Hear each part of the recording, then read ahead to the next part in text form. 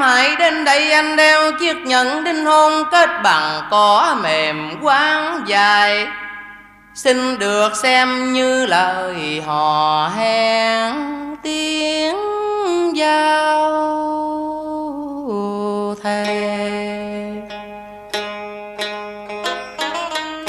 Nhẫn có đơn sơ trên bàn tay chuốt ngọc khi trao ngàn.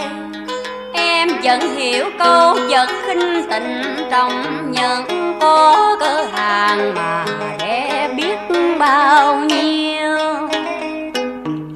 Tình yêu mình là gấm dệt qua theo anh, kết nhận thay lời hẹn thề son sắc.